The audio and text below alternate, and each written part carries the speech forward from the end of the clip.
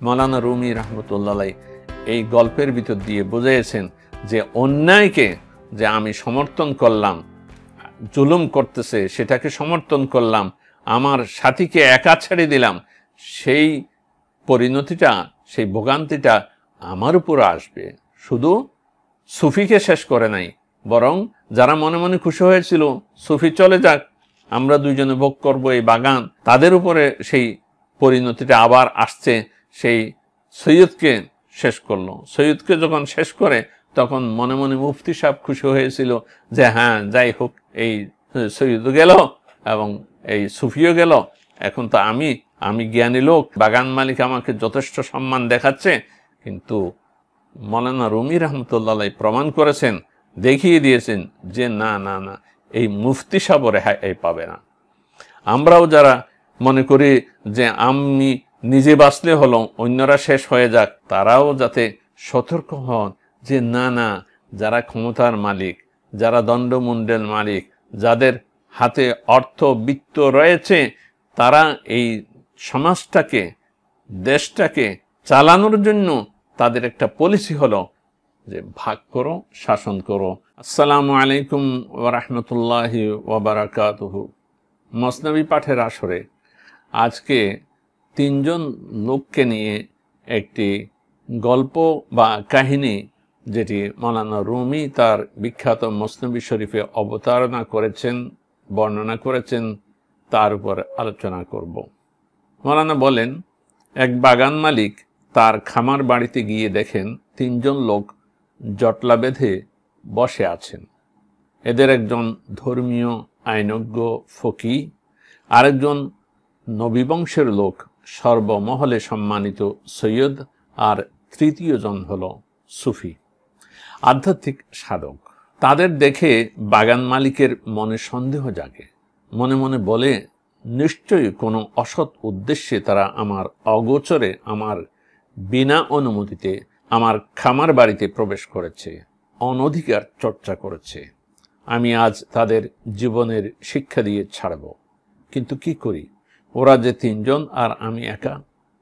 তার মাথায় দুষ্ট বুদ্ধি খেলে গেল। তখন ভাবল, প্রথমে এই তিনজনের মধ্যে অনৈক্য সৃষ্টি করতে হবে, তারপর এক একটার দফা রফা করতে হবে। এই বুদ্ধি মাথায় নিয়ে কৃত্রিম হাসি দিয়ে এগিয়ে যায় বাগান মালিক। প্রথমে সুফির সঙ্গে ভাব জমায়, বলে, বাগান বাড়ির ওই কোনায় ভালো বিছানা আছে, যদি কষ্ট করে নিয়ে আসেন, আমরা একসঙ্গে বসে আনন্দটা ভালোভাবে উপভোগ করতে পারব। সরল মনের সুফি চলে যায় বিছানার খোঁজে। সুফি সরে গেলে বাগান মালিক সৈয়দ ও ফকির উদ্দেশ্যে বলে, আপনি ফকি, বড় আলেম, আপনার সিদ্ধান্তে সমাজ চলে, আর আপনি হলেন সৈয়দ, নবীজির ওয়ারিস, আমাদের মাথার তাজ, সৈয়দ বংশের লোক। কিন্তু এই যে সুফি, তার পরিচয় কি? পেট পূজা ছাড়া তার আর কি কাজ? আপনাদের মতো জ্ঞানী গুণী লোকদের সঙ্গে ওঠা বসা করার কি যোগ্যতা তার আছে? দুইজন চোখে চোখে কথা বলে, ঠিকই তো। তাদের নীরব সমর্থন পেয়ে একটি আস্ত লাঠি হাতে এগিয়ে যায় বাগান মালিক। গাছগাছালির ওপারে একা পেয়ে যায় সুফিকে, বলে, পেট পূজারি হারামখোর, পরের বাগানে বিনা অনুমতিতে প্রবেশ করো, লজ্জা করে না? এই তোমার আধ্যাত্মিক সাধনা? ইন জুনাইদাত রাহনামুদু বা ইয়াজিদ আজ কুদুমিন শেখ ও পীরাত ইন রসিদ। ইন জুনাইদাত রাহনামুদু বা ইয়াজিদ আজ কুদুমিন শেখ ও পীরাত ইন রসিদ। জুনাইদ বাগদাদি দেখিয়েছে পথ, আর বায়েজিদ বোস্তামি। আধ্যাত্মিক জগতের শিরোমণি দুজন ব্যক্তির কথা এখানে, একজন বায়েজিদ বোস্তামি, আরেকজন হলেন জুনাইদ বাগদাদি রাহিমাহুল্লাহ। বাগান মালিক বলল, কোন শেখ বা পীরের মুরিদ বলে যেতে হবে? দাঁড়াও তুমি, ওই সুফিকে বলল। বাগান মালিক এসব কথা বলে লাঠি দিয়ে প্রচণ্ড আঘাত করল সুফির মাথায়।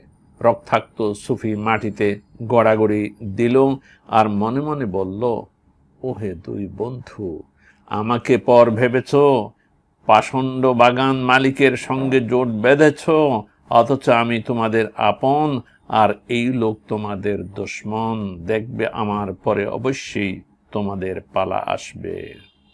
মাওলানা রুমি রাহমাতুল্লাহ আলাইহি এখানে একটি মূল নীতি বিশ্ববাসীর জন্য তুলে ধরছেন। কি? ইন জাহান কু হাস্তু গুফতগু তু আজ সেদা হাম বাজ আয়াত সুয়েতু। ইন জাহান কু হাস্তু গুফতগু তু আজ সেদা হাম বাজ আয়াত সুয়েতু। এ জগৎ, পর্বত আর তোমার কথা ও আচরণ প্রতিধ্বনি হয়ে ফিরে আসে নিশ্চিত তোমার পানে। মাওলানা রুমি রাহমাতুল্লাহ আলাইহি বলছেন, এ জগতের উদাহরণ পর্বতের মতো। সুউচ্চ পর্বতের কাছে দাঁড়িয়ে কেউ জোরে চিৎকার দিলে সে আওয়াজ পর্বতের গায়ে ধাক্কা খেয়ে নিজের দিকে ফিরে আসে। ধ্বনির প্রতিধ্বনি অবশ্যই হয়। এ সংসার এমন নয় যে এখানে কেউ অন্যায় করলে পার পেয়ে যাবে, বরং অন্যায়ের প্রায়শ্চিত্ত অবশ্যই ভোগ করতে হবে। কেউ অন্যায় করলো, সে অন্যায়টা করে সে পার পেয়ে যাবে তা নয়, বরং ওই অন্যায়টা তার দিকে আবার ফিরে আসে। এটা হলো সৃষ্টি জগতের বিধান। খুনের বদলায় খুনের হাত থেকে নিস্তার কারণায়। মাওলানা রুমি রাহমাতুল্লাহ আলাইহি এই অমোঘ অমূল্য শিক্ষাটি বিশ্ববাসীর সামনে প্রাণবন্ত করে তুলে ধরলেন সুফির অত্যন্ত করুণ পরিণতির বর্ণনা দিয়ে। বাগান মালিক দেখলো, ভাগ করো, শাসন চালাও, বলেছি চমৎকার কাজ দিয়েছে। ফিরে গেলেন সৈয়দ ও ফকির কাছে। সৈয়দকে বললেন, খামার বাড়ির ও প্রান্তে আমার ঘর, খুব ভোরে রুটি বানানো হয়েছে, সঙ্গে মুরগির দো পেঁয়াজা, নাস্তা করা হয়নি। আপনাদের দেখেই চলে এসেছি এদিকে। যদি কষ্ট করেন আমার ছাউনি ঘরে গিয়ে খাদেমকে বলেন সে খাবারগুলো এখানে নিয়ে আসবে। একসঙ্গে বসে আনন্দটা ভাগাভাগি করতে পারবো। সৈয়দ তার ধোকায় পড়ে গেলেন, উঠে রওনা হলেন ছাউনি ঘরের দিকে। এখন একা ফকির সঙ্গে বাগান মালিক। বলেন, আপনি ধর্মীয় আইনজ্ঞ, আপনার কথায় সমাজ চলে, আমরা পথের দিশা পাই। এসব লোক নবী বংশের কলঙ্ক। এ মন্ত্র পাঠ করে ধূর্ত বাগান মালিক ফকিকে কাবু করে ফেলেন। মাওলানা রুমি রাহমাতুল্লাহ আলাইহি বলেন, কে জানে বাগান মালিক নিজেই জারজ কিনা। বাগান মালিক যে ওই সৈয়দেরকে গালি দিল এবং ওই ফকিকে গালি দিচ্ছে, মাওলানা রুমি বলছেন তার মুখ দিয়ে যে এ কথাটা বের হচ্ছে, হয়তো সে নিজেই সেই দোষে দোষী, সে নিজে হয়তো জারজ সন্তান। কারণ হলো, যারা মানুষকে অপবাদ দেয়, গালাগাল করে, আসলে তাদের নিজেদের মধ্যে সেই দোষ আছে, তাই অন্যের মধ্যে তা দেখতে পায়। হারকে বাসাদ আযনা ওয়াজানিয়ান ইনবারাত জানদার হাকে রাব্বানিয়া।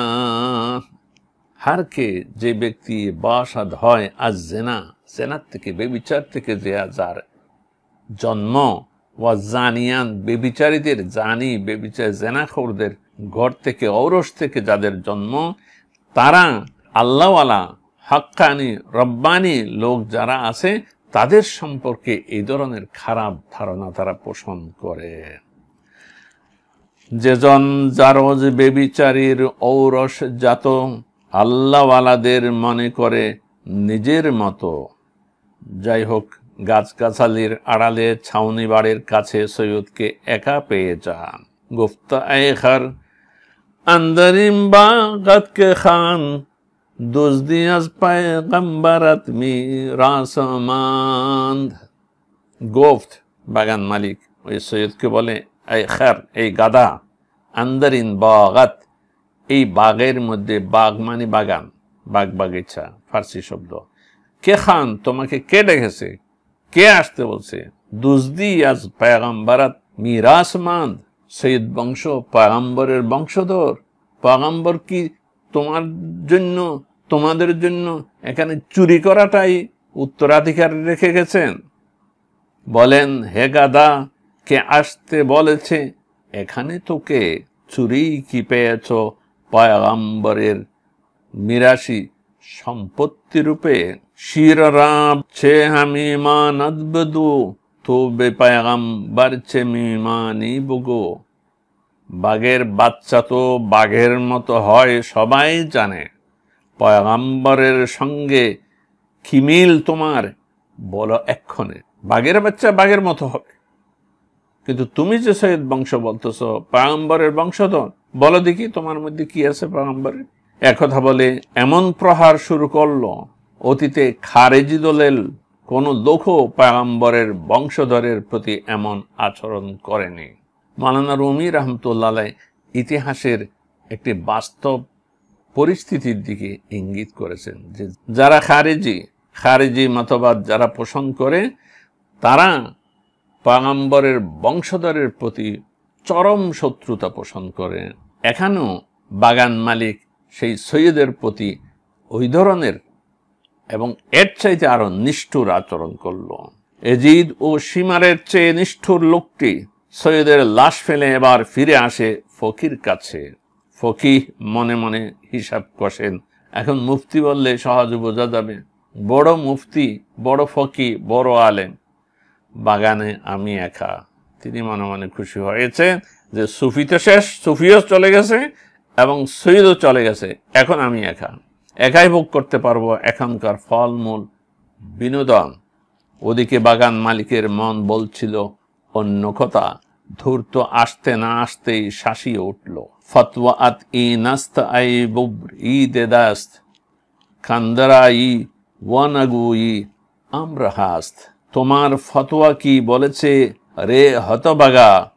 ঢুকে পড়বে অন্যের বাগানে অনুমতি ছাড়া? তুমি যে মুফতি, ফকি, তোমার ফতোয়া কি বলে? এটা আমার বাগান, অন্য লোকের বাগান, এখানে তার অনুমতি ছাড়া ঢুকে পড়াটা, এটা কোন ফতোয়ার মধ্যে আছে? কোন কিতাবে লেখা আছে? তোমার কোন কিতাবে পেয়েছো অন্যের সম্পদে অনধিকার চর্চার ফতোয়া? দেখাবো মিথ্যাবাদীর কেমন সাজা। তারপর শুরু হলো নিষ্ঠুর লাঠির বেধড়ক অত্যাচার।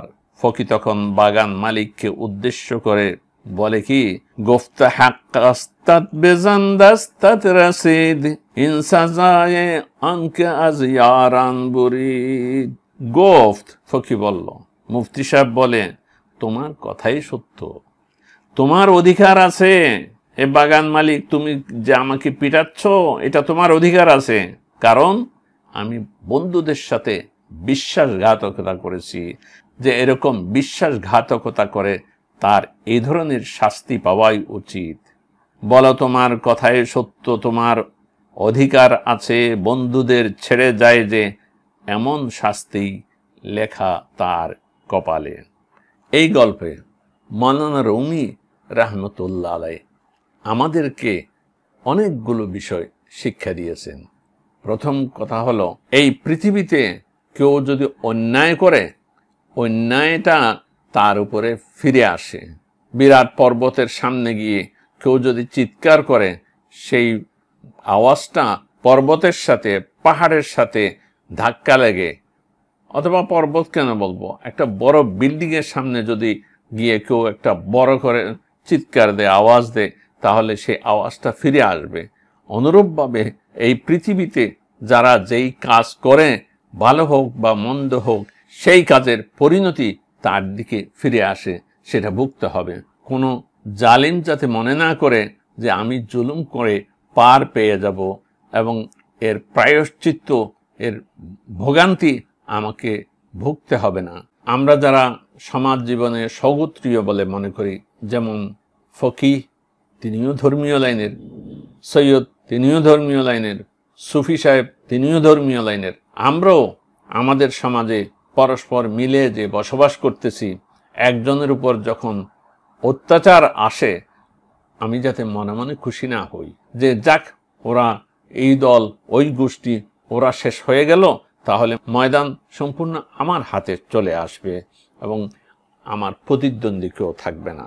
মাওলানা রুমি রহমতুল্লাহ আলাইহি এই গল্পের ভিতর দিয়ে বুঝিয়েছেন যে অন্যায়কে যে আমি সমর্থন করলাম, জুলুম করতেছে সেটাকে সমর্থন করলাম, আমার সাথীকে একা ছেড়ে দিলাম, সেই পরিণতিটা, সেই ভোগান্তিটা আমার উপর আসবে। শুধু সুফিকে শেষ করে নাই, বরং যারা মনে মনে খুশি হয়েছিল সুফি চলে যাক, আমরা দুইজনে ভোগ করব এই বাগান, তাদের উপরে সেই পরিণতিটা আবার আসছে। সেই সৈয়দকে শেষ করলো। সৈয়দকে যখন শেষ করে তখন মনে মনে মুফতি সাহেব খুশি হয়েছিল যে হ্যাঁ, যাই হোক, এই সৈয়দও গেল এবং এই সুফিও গেল, এখন তো আমি জ্ঞানী লোক, বাগান মালিক আমাকে যথেষ্ট সম্মান দেখাচ্ছে। কিন্তু মৌলানা রুমি রহমতুল্লাহ প্রমাণ করেছেন, দেখিয়ে দিয়েছেন যে না না না, এই মুফতি সাহেব রেহাই পাবে না। আমরাও যারা মনে করি যে আমি নিজে বাঁচলে হলো, অন্যরা শেষ হয়ে যাক, তারাও যাতে সতর্ক হন যে না না, যারা ক্ষমতার মালিক, যারা দণ্ডমুণ্ডের মালিক, যাদের হাতে অর্থ বিত্ত রয়েছে, তারা এই সমাজটাকে, দেশটাকে চালানোর জন্য তাদের একটা পলিসি হলো যে ভাগ করো, শাসন করো।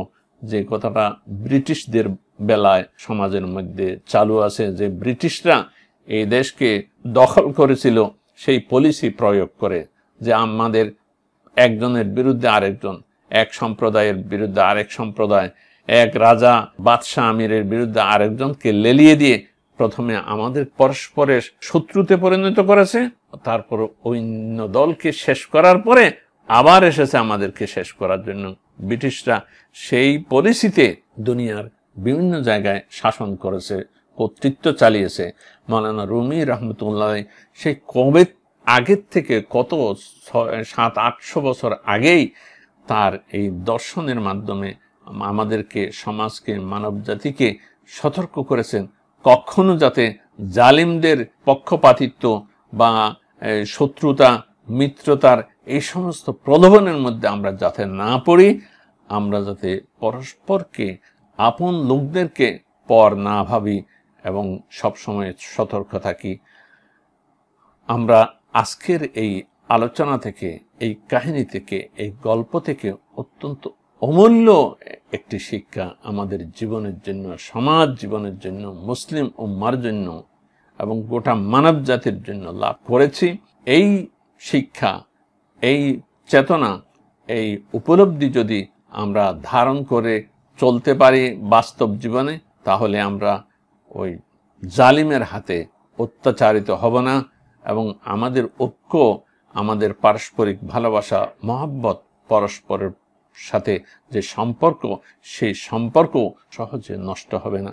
আল্লাহ পাক সুবহানাহু ওয়া তাআলা আমাদেরকে সেই চেতনা, সেই জাগৃতি দান করুন। ওয়া আখিরু দাওয়ানা আলহামদুলিল্লাহি রাব্বিল আলামিন।